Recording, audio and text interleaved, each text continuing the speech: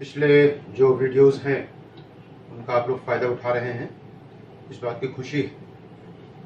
आज बच्चों जो है डे 7 है और आज का टॉपिक वर्क पावर एनर्जी। कल हमने आप लोगों को जो है लास्ट वीडियो में सर्कुलर मोशन के बारे में बताया था, उसमें यूनिफॉर्म सर्कुलर मोशन भी था और नॉन यूनिफॉर्म सर्कुलर मोशन भी था, जो कि वर्टिकल सर्किल में होता है।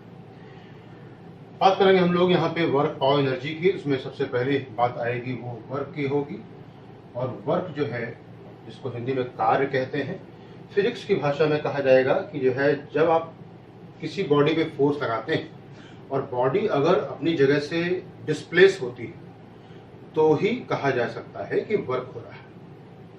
ये बात पूरी सच नहीं है, इसके भी कुछ आपके अपवाद हैं, एक्सेप्शंस हैं।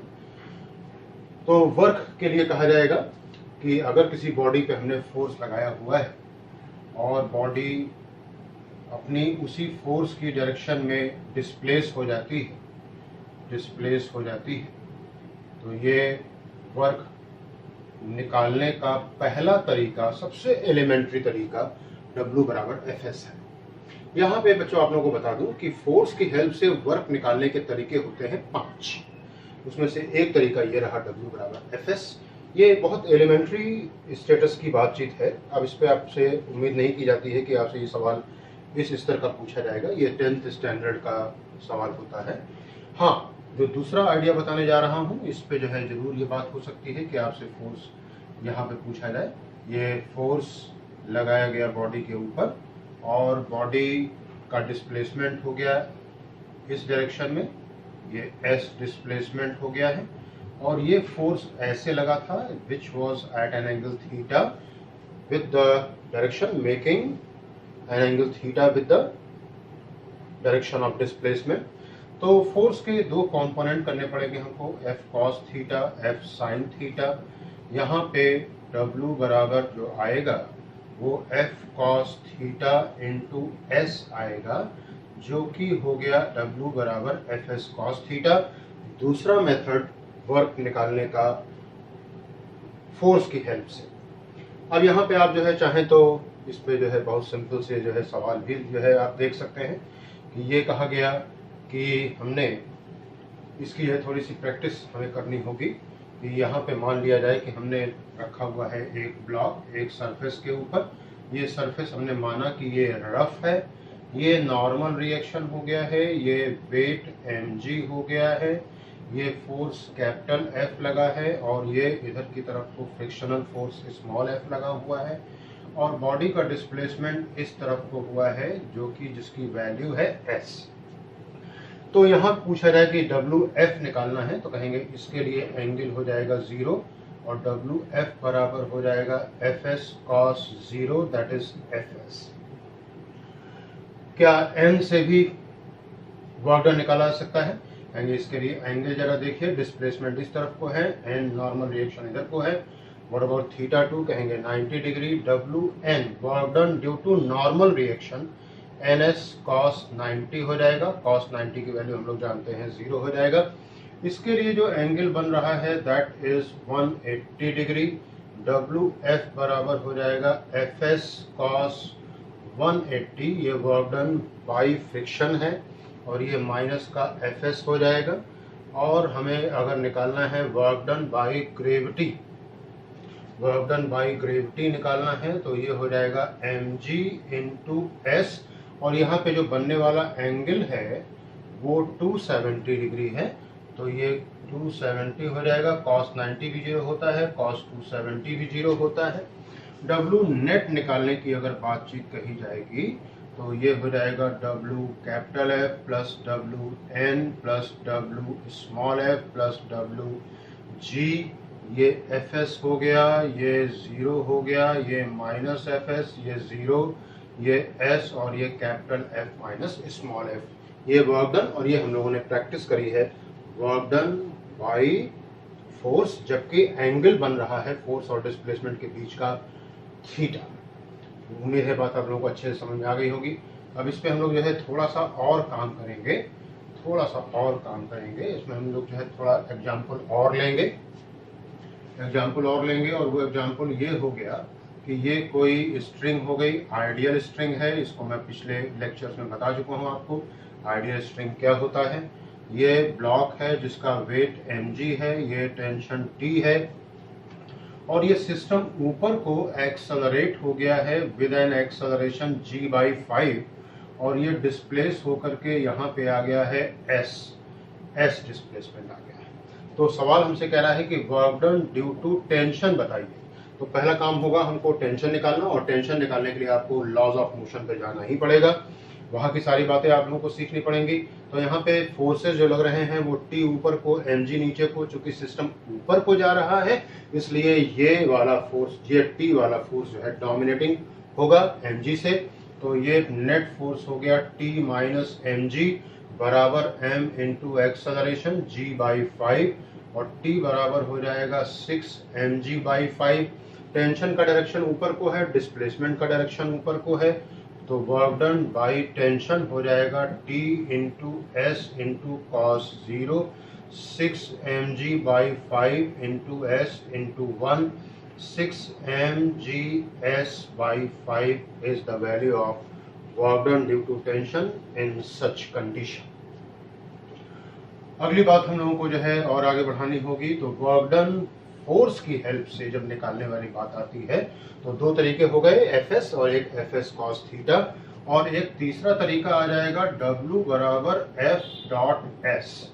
W बराबर एफ डॉट एस। आप कहेंगे साहब जो है पहला वाला तरीका ही था, ना बिल्कुल नहीं, ये बिल्कुल डिफरेंट है। वो स्केलर फॉर्म की बात हो रही है और ये वेक्टर फॉर्म की बात हो रही है।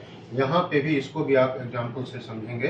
कहा गया कि बॉडी के ऊपर फोर्सेस जो लगे हुए हैं 2i cap plus 4j cap minus 3k cap, force next लगा हुआ है i cap plus j cap plus k cap, force उसी बॉडी पे फिर एक और लगा हुआ है 3i cap minus j cap plus 4k cap, और बॉडी को डिस्प्लेस करा दिया गया है p 3 2, 4 से खिसका के ले आए हैं Q पॉइंट पे 5, 3, 2 पे।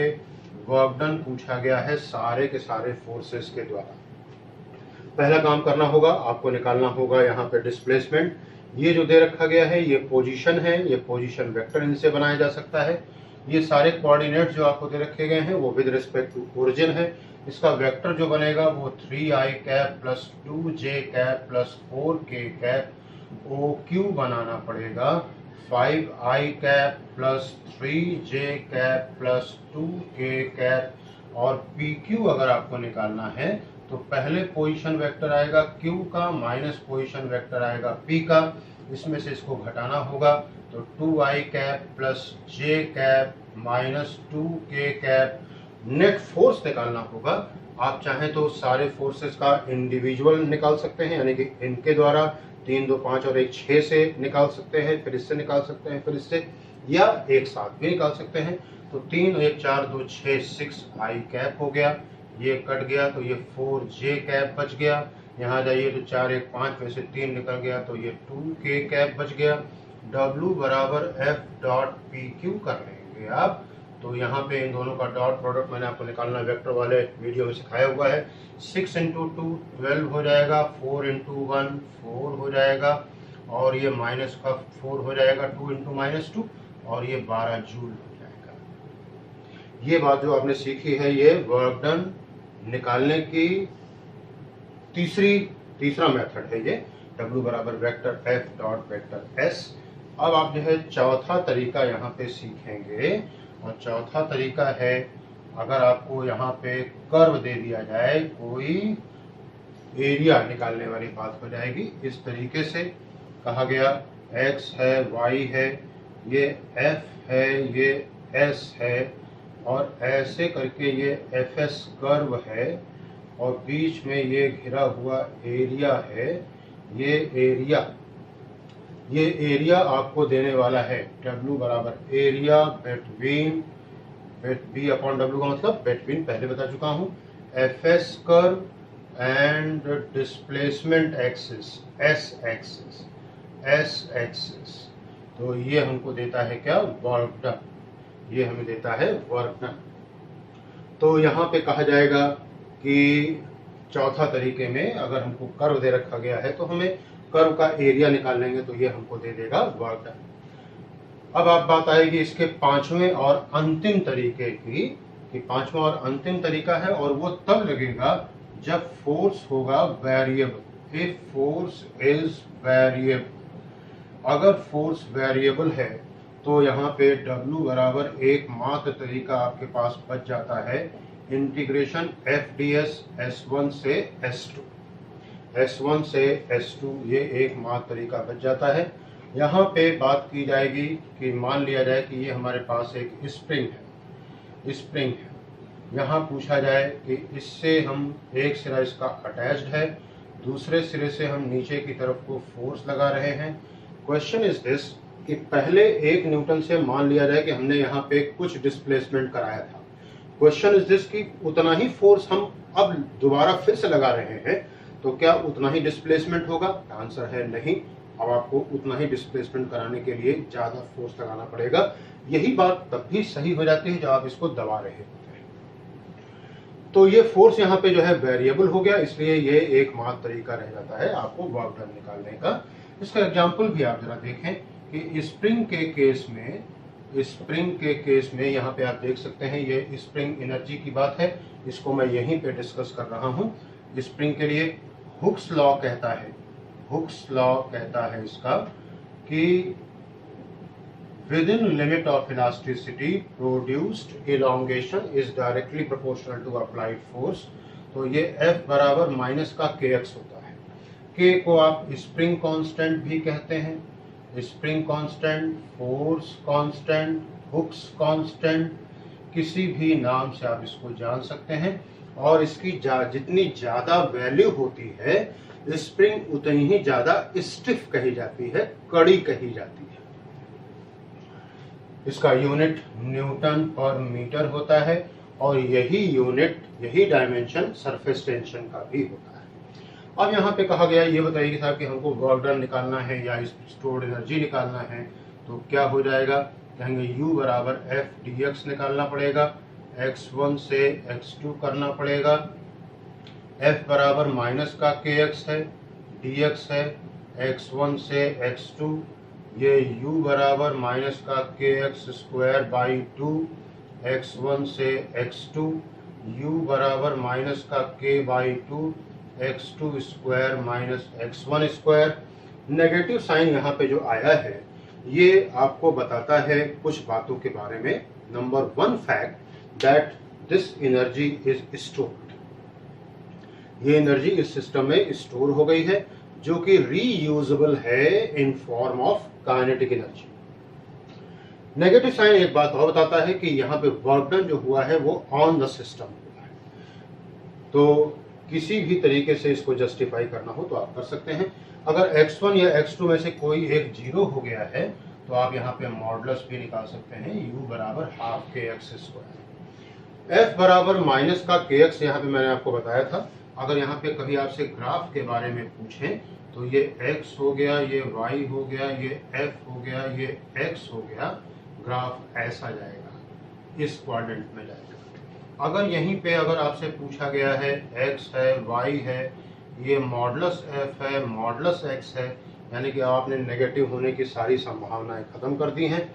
यहाँ पे कहा जाए u और x के बीच में ग्राफ u बराबर हाफ kx स्क्वायर है, कहेंगे एक वेरिएबल की पावर 1 है, दूसरे वेरिएबल की पावर 2 है, तो इस ग्राफ का नाम हर हाल में पैराबोला हो जाएगा। और अगर इसको प्लॉट करना है तो ये ऐसे प्लॉट कर लें, इस तरीके से हो जाएगा, इस तरीके से हो जाएगा। तो जब भी कभी जो है फोर्स वेरिएबल होगा तो पांचवा और अंतिम तरीका that is integration method, W बराबर इंटीग्रेशन FDS हो जाएगा। अब यहाँ पे हम आपको जो है एक और एग्जाम्पल से बातों को समझाएंगे। कहा गया है कि फोर्स जो है वो पोजीशन डिपेंडेंट है, फोर्स इज पोजीशन डिपेंडेंट, और सवाल कह रहा है कि F बराबर है x स्क्वायर प्लस 2x या x हो गया प्लस 1, x1 बराबर 0 से x2 बराबर 1 मीटर तक के इसको खिसकाया गया है। बताइए कितना वर्क डन होगा देख सकते हैं यहाँ पे फोर्स जो है पोजीशन डिपेंडेंट है, वेरिएबल है, तो W बराबर इंटीग्रेशन F dx हो जाएगा 0 से 1, और ये 0 से 1 x square plus x plus 1 का इंटीग्रेशन, ये आ जाएगा integration x cube by 3 x square by 2 plus x 0 से 1, ये 1 बाई 3 हो जाएगा, माइनस 0 यानी कि 0 हो जाएगा, प्लस 1 बाई 2 प्लस 1, यहाँ पे आप एलसीएम ले लीजिए, 6 2 आ गया, 3 आ गया, 6 आ गया, 6 3 9 2 11/6 joule is the work done, जबकि फोर्स हो गया है कैसा, वेरिएबल। तो ये हुई बात वर्क डन की with the help of force.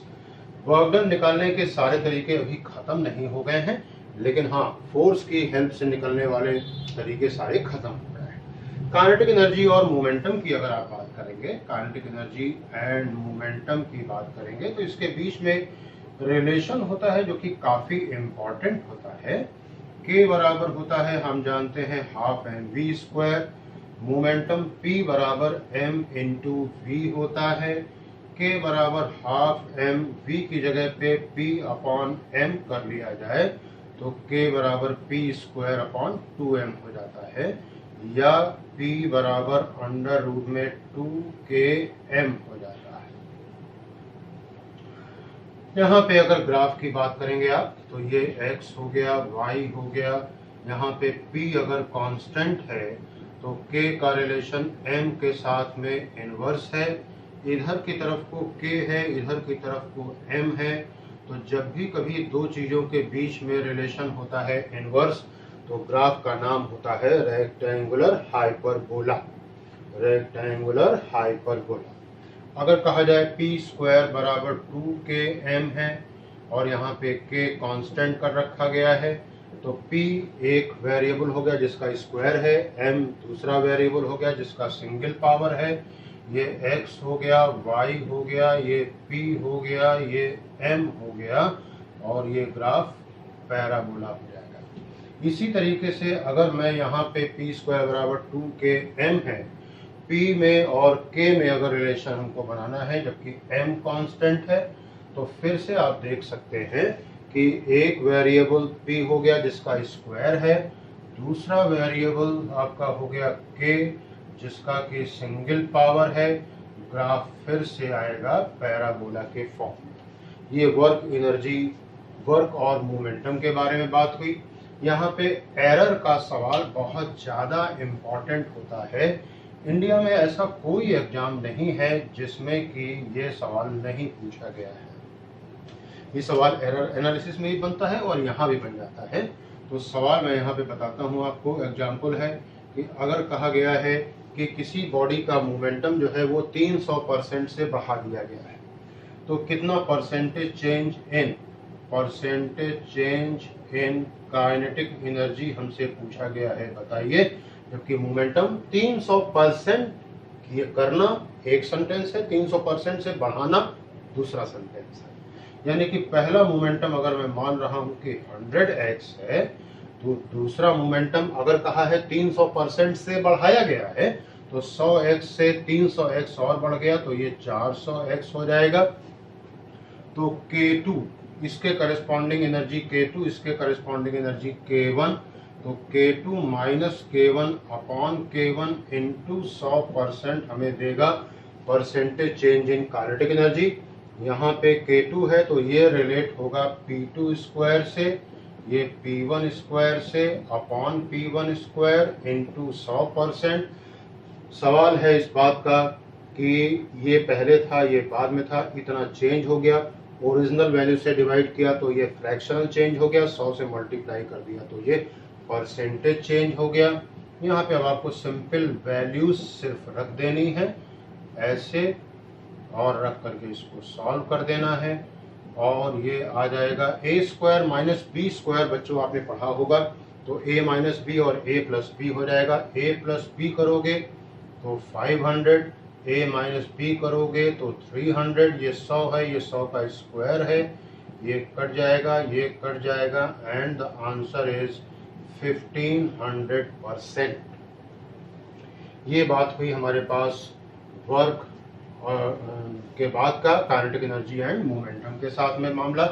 हाँ, एक बात और ध्यान रखेंगे कि K बराबर है P स्क्वायर बराबर 2km है।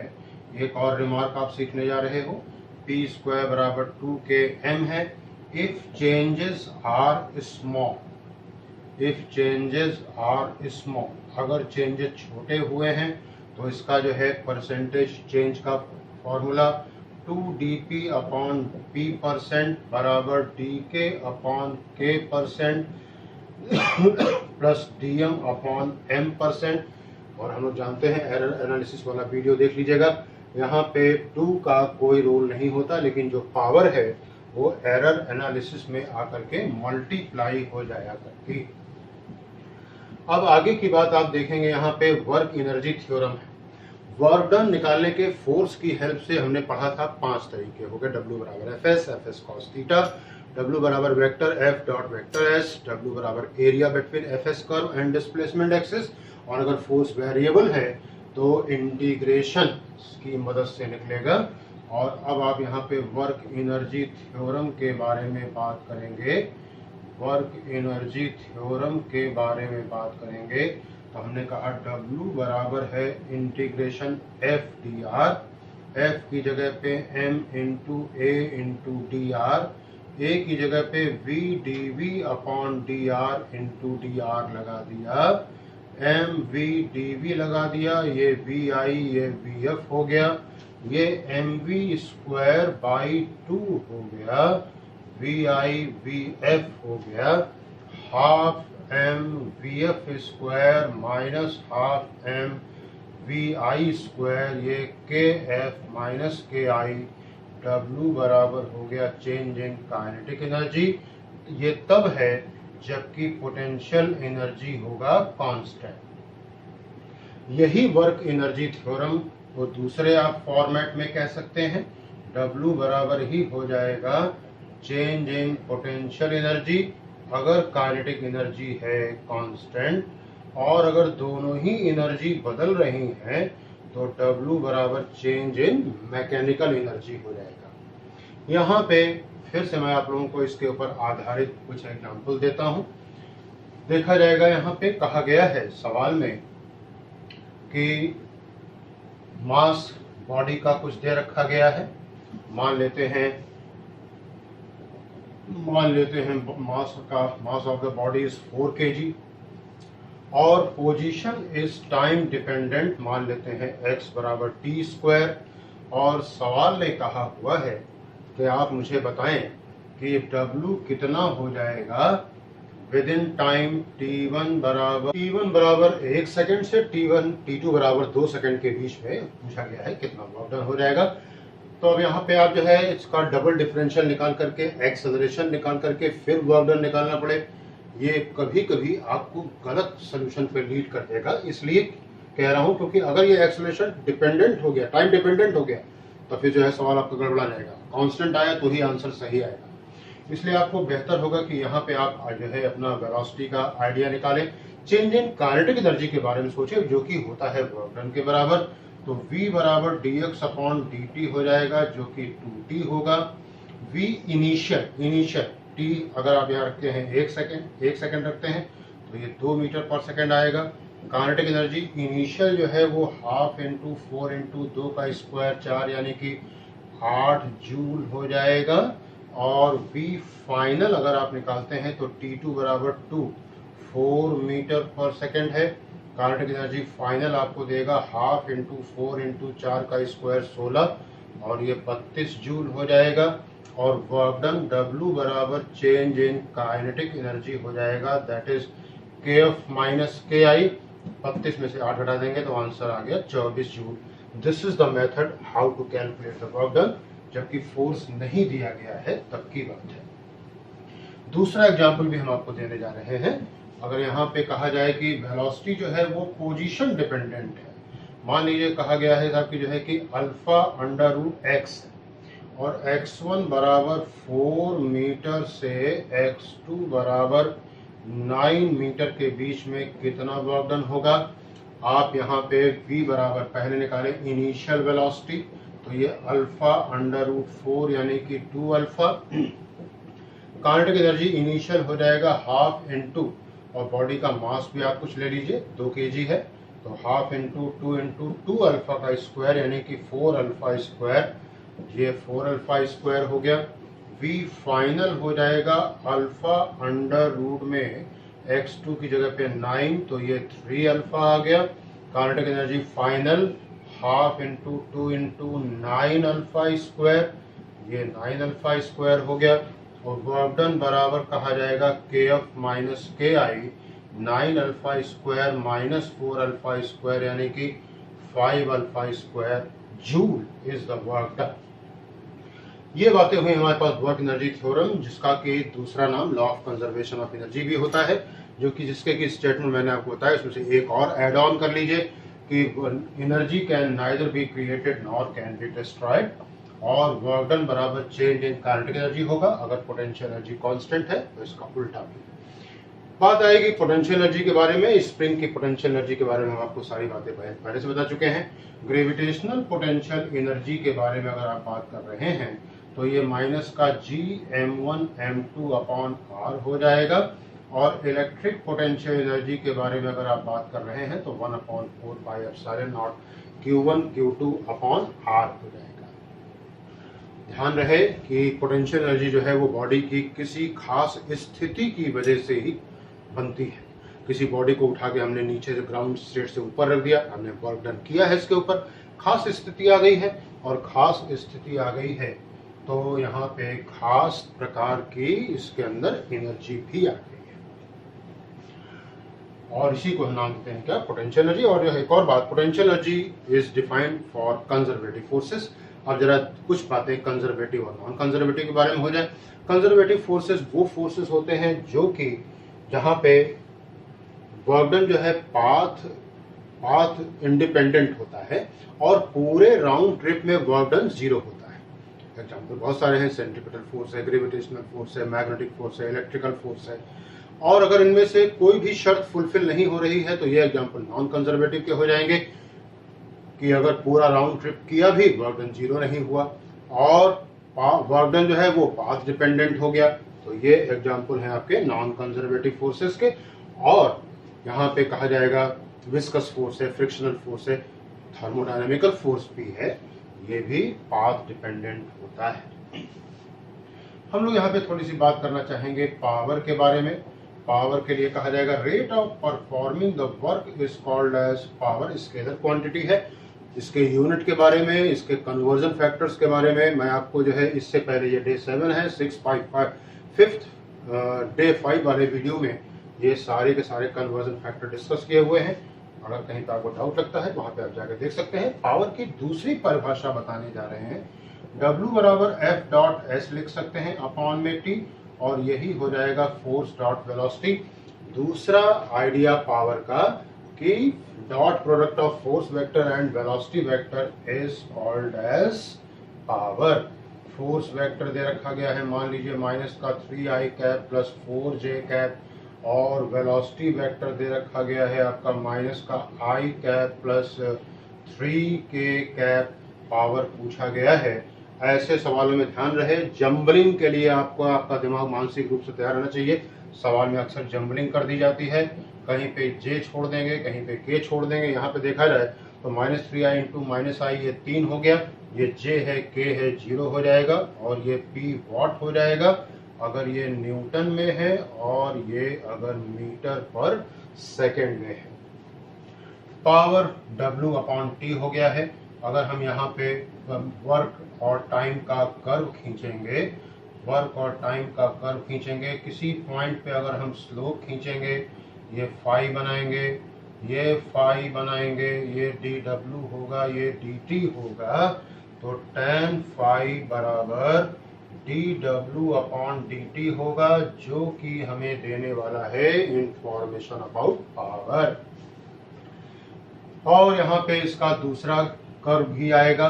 अगर मैं यहाँ पे खींच देता हूँ पावर और टाइम के बीच में कर्व, पावर और टाइम के बीच में x हो गया, y हो गया, इधर की तरफ को पावर, इधर की तरफ को टाइम, ये पीटी कर्व हो गया है।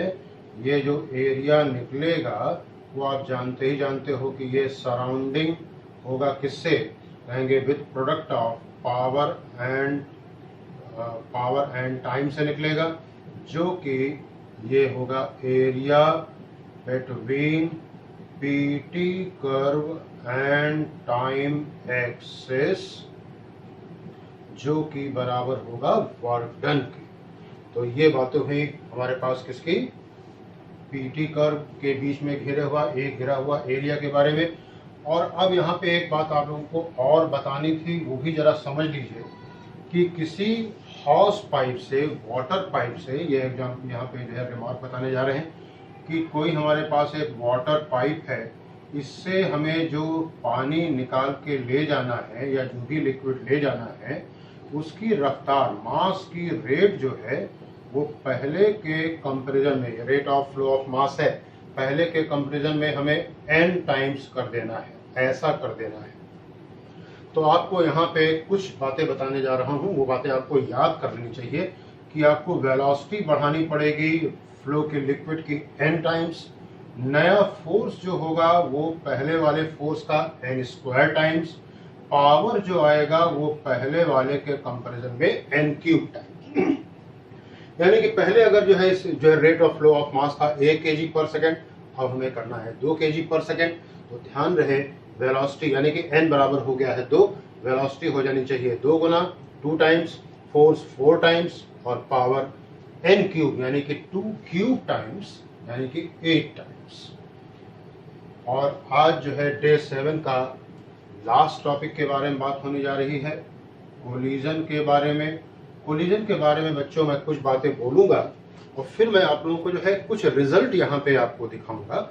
वो रिजल्ट आपको ध्यान रहे, अगर आपको याद है तो कोलिजन के सवाल एग्जाम में जाकर के अगर आप जो है ऑब्जेक्टिव टाइप के सवाल लगा रहे हैं, तो वहां जाकर के अगर आप अटेम्प्ट कर रहे हैं, खासतौर से नीट वाली बात है और जेई के जहाँ पे ऑब्जेक्टिव सवालों की बात है, वहां पे अगर आपने जाकर जो है सवालों को अटेम्प्ट किया है, पूरा सॉल्व किया है, तो ध्यान रहे आप दूसरों से बहुत पिछड़ने वाले हैं। हम यहाँ पे आप लोगों को जो है लगभग सारे कोलिजन के फॉर्मूले बता देंगे, आपको सिर्फ उसमें फिट करना रह जाएगा, फीड करना रह जाएगा। कोलिजन का मतलब हो जाता है जब भी कभी कोई दो बॉडीज, ए बॉडी है, मास m1 है, u1 वेलोसिटी से जा रहा है, बॉडी b है, u2 वेलोसिटी से जा रहा है, ऑब्वियस है u1 must be greater than u2, तभी जाकर के ये कोलाइड करेगा। इसका नतीजा हुआ ये कि ये आपस में आकर के मिल गए। इनको जो देखने का टाइम था वो t था, टकराने का जो टाइम था वो t0 था, तो t0 is much less than t है। और फिर से ये a जिसका मास m1 है, b जिसका मास m2 है, ये v1 वेलोसिटी, ये v2 वेलोसिटी।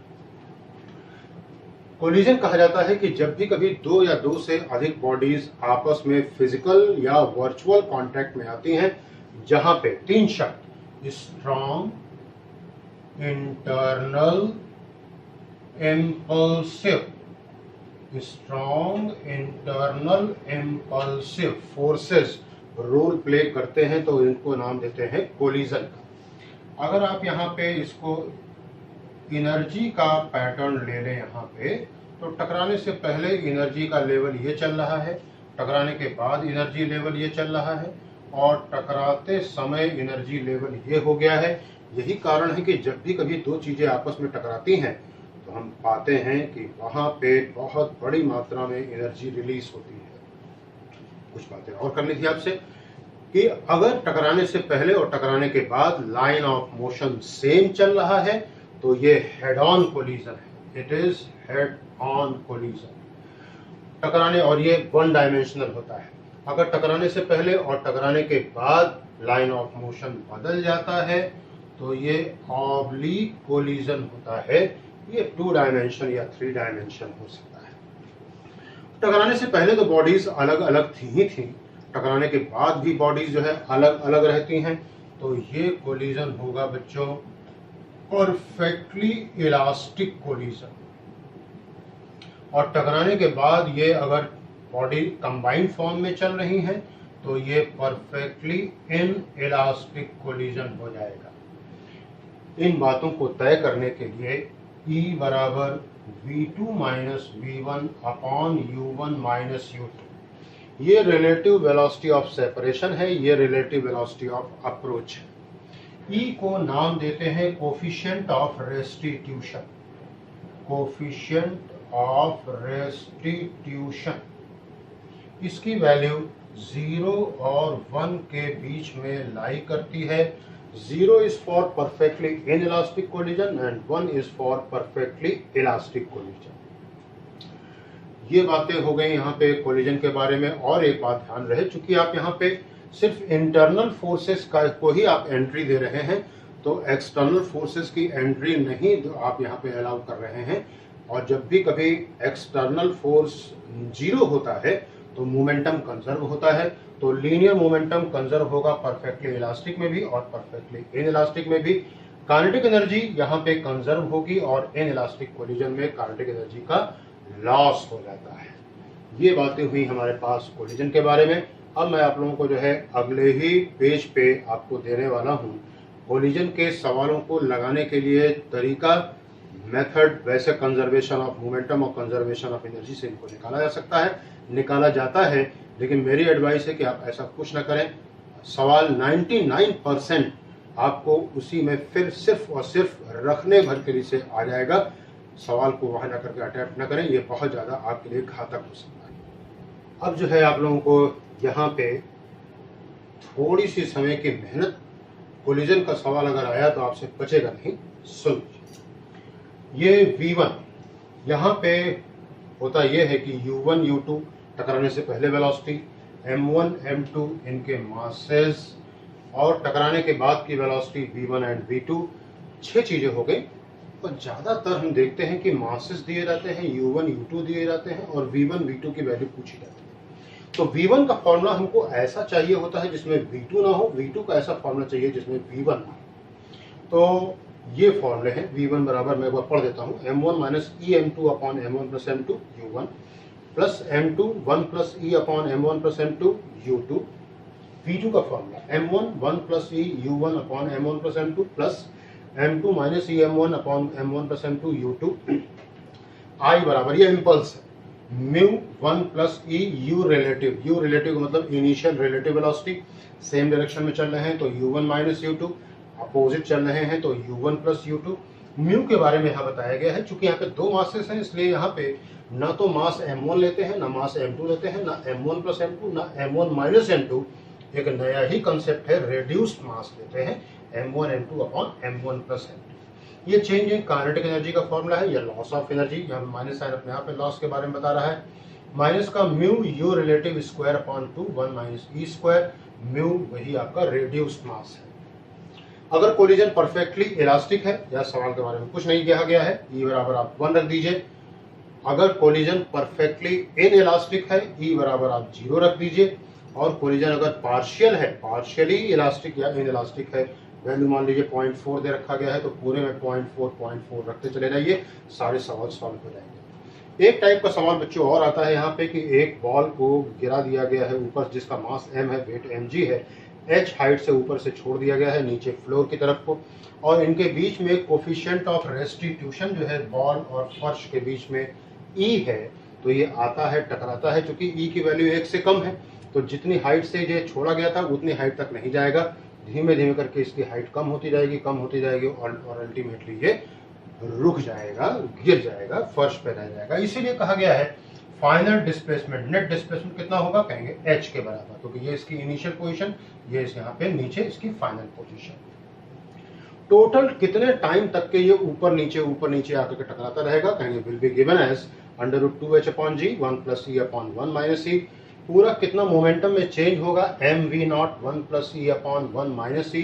कितना टोटल ट्रेवल डिस्टेंस होगा, will be given as Sn is equal to h 1 plus e square upon 1 minus e square. Velocity at nth impact कितना होगा, √2gh e की power n। nवीं बार में कितनी height gain करेगा, ये सवाल बहुत बार पूछा गया है, बहुत बार। hn बराबर e की पावर 2n इंटू h, ये बता चुका हूँ। एवरेज वेट जो एक्सर्ट करेगा ये ग्राउंड पे, दैट विल बी mg। और वो इस बात से है कि अगर एक बार आकर के टकराता है तो इसने वेट mg एक्सर्ट किया, 2 बार करता है तो 2 mg, एवरेज कितना हो जाएगा 2 mg/2, यानी कि फिर से mg हो जाएगा। तो ये बातें हुई हमारे कोलिजन की, and this was the day 7 of our 45 days crash course of physics for JEE and NEET. इन वीडियोस का बच्चों आप लोग खूब फायदा उठाइए, खूब लाइक करें, खूब शेयर करें, खूब व्यू करें, और बच्चों को जाकर के जो आपके दोस्त हैं, स्कूल के हैं, कोचिंग के हैं, जिनको भी आप जानते हैं और जिनको आप वास्तव में दोस्त मानते हैं और दोस्ती निभाना चाहते हैं, तो आप ये ध्यान रखें, यहाँ से आप फिजिक्स को अपने एक नया लॉन्चिंग पैड दे सकते हैं। आप आगे बढ़ सकते हैं, फिजिक्स के प्रति इंटरेस्ट पैदा कर सकते हैं, क्योंकि हम इसी क्षेत्र में हमेशा से रहे हैं। बहुत समय हमने जो है इस क्षेत्र में गुजारा है। ये हमारा 35वां साल चल रहा है पढ़ाने का, और चूंकि लॉकडाउन चल रहा है इसलिए जो है मैंने सोचा कि जो है कि हम बच्चे और हम आपस में मिल नहीं पा रहे हैं, तो ये एक रास्ता हो सकता है कि हम लोग आपस में मिल, आप लोग जो है जो भी हमारा अनुभव है इतने सालों का, बहुत सारे बच्चे हमारे सारे इंजीनियरिंग कॉलेज में, मेडिकल कॉलेज में जो है पढ़ रहे हैं, और वो लोग भी, उनसे भी आप लोग बात कर सकते हैं मेरे बारे में। मेरा नाम आप जानते ही होंगे, और इनका आप लोग यही कहा जाएगा, वो फ़ायदा उठाएं। Bye and all the best.